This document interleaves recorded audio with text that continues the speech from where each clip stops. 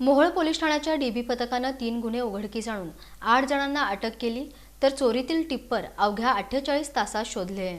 मोहोळ येथील महसूल विभागाच्या गोदामात अवैध वाळू वाहतूक प्रकरणी जप्त करण्यात आलेले 2 टिप्पर 2 दिवसांपूर्वी कोतवालाला दमदाटी करत पळवून नेण्यात आले होते. या प्रकरणाचा मोहोळ पोलिसांच्या गुन्हे शाखेच्या पथकानं शोध घेतला. 3 संशयित आरोपींना ताब्यात घेतलं.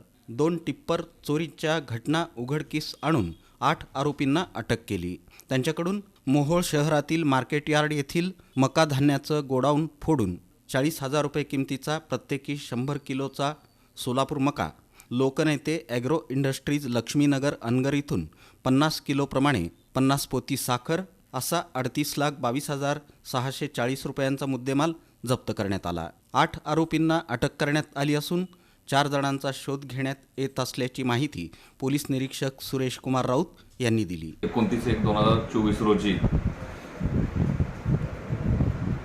लोकनेते बाबूराव पाटील ॲग्रो इंडस्ट्रीज लक्ष्मीनगर येथील साखरेचं गोडाऊन क्रमांक 3 हे फोडून जेवणाची सुट्टी असताना तिथून 50 किलोप्रमाणे 17 साखरेची पोती चोरून नेल्याबाबत मोहोळ पोलीस स्टेशनमध्ये गुन्हा दाखल झालेला आहे.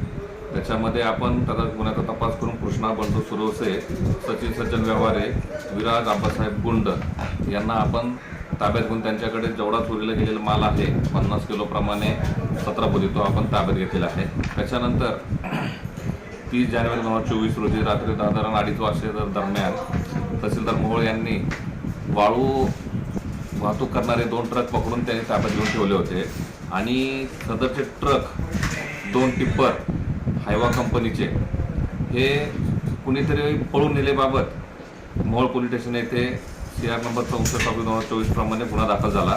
त्याच्यामध्ये दरोड्याचा गुन्हा दाखल झाला होता.